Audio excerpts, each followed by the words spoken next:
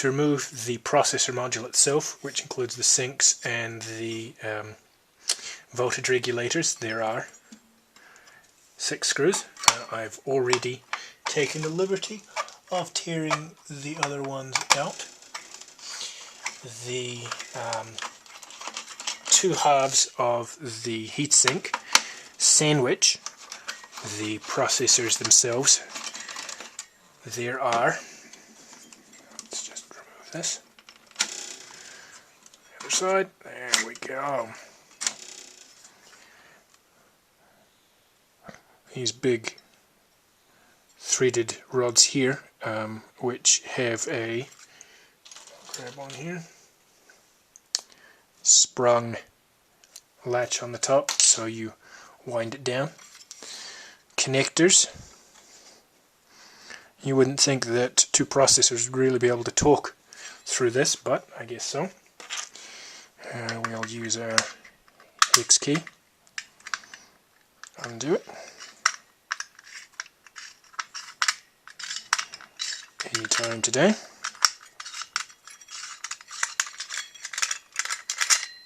There she goes. We have voltage regulators, chokes for the processors. Actually, I'll pull the back off first. That should release the top.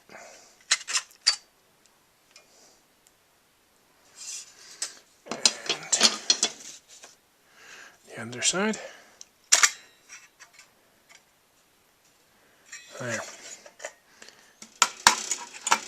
I've seen the little carriers have just moved, which is not good. I can hear you crying right now. But JP, you'll never get it to work again. Well, probably not, but I have a few spares. And here we have an R10000.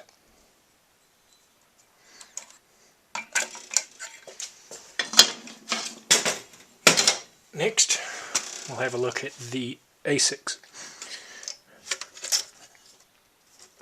There are 8 screws on the back. I'm sorry, 6.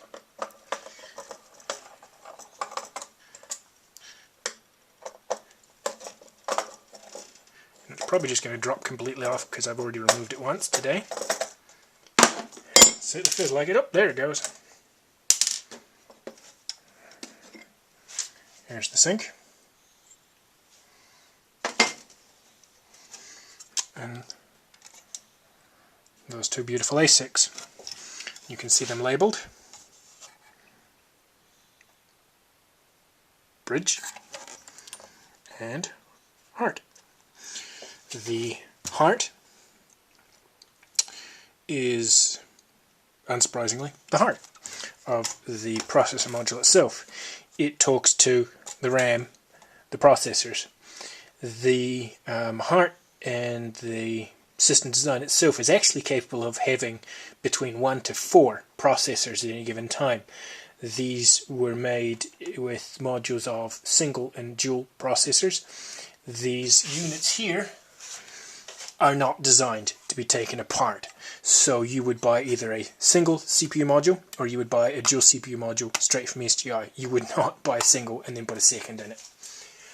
There was never actually a quad CPU version of this released. Nobody's really quite sure why not. But by all accounts, it should have been able to take it. The bridge is the more interesting of the pair, really. The bridge not only talks to the XIO bus itself, it also has a PCI controller built in. Let me get my notes here. The PCI controller inside the bridge has the ability to talk to up to 8 devices, although usually it only talks to 6. You have the... No, I lie, I'm sorry. 4. You have the 2 QLogics, the internal and the external. You have the IOC3, which is just a funny name for the keyboard serial parallel. And then you have the RAD1, which is the audio system. Because these came with the ability to have a PCI shoehorn attached, then the bridge would talk to the PCI cards on that shoehorn. So that would give it the full complement of 4 in here and 4 out there, 8.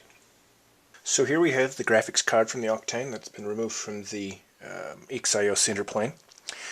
As you can see, we have an awful lot of heat sinks here. Again, the compression connector. These two are actually raised daughter boards, which contain the texture RAM and associated logic. These boards actually contain, this is a Max Impact, or a MXI or MXZ. These boards are actually very similar to the Indigo 2 graphics sets. The chipset is effectively the same. It's called the Mardi Gras set, but obviously repackaged for the Octane and everything put on a single board. The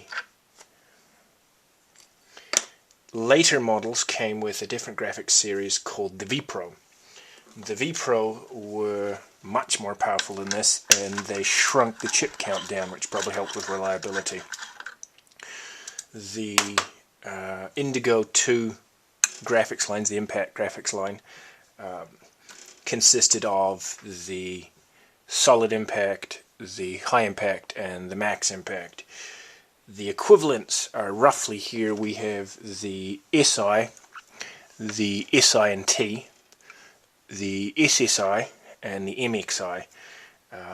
The only one that doesn't entirely correlate is the SSI. The plus T is texture boards. The later ones, the V-Pros, were considerably faster.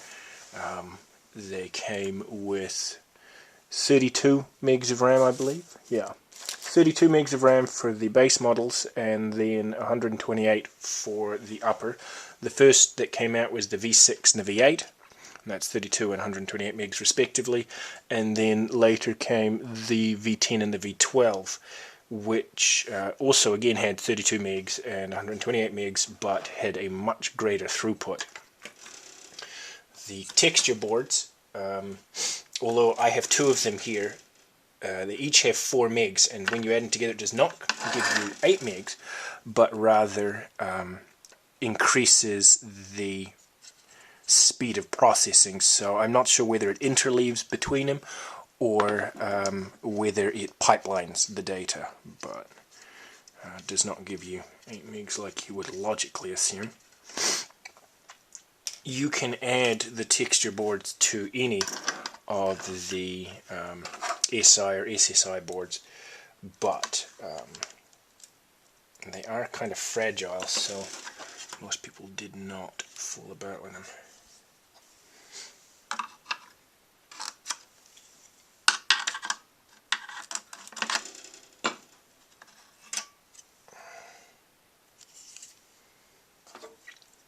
The Mardi Gras boards came with 13 megs of RAM for the lower ones and 27 megs of RAM for the later.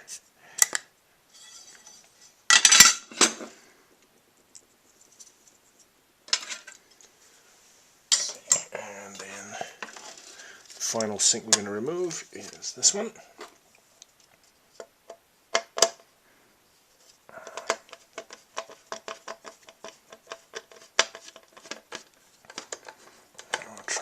Drop it. There we go.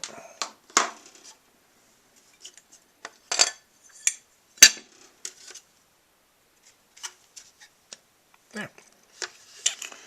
So they are labeled ISD.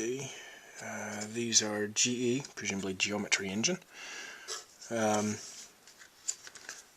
Think Onyx 2 system with Geometry Engine, which takes the OpenGL data in and does the pixel calculations, things like that, the raster managers, and then finally to the display generator. All of this is packed on this single board. Shall we move on to the chassis?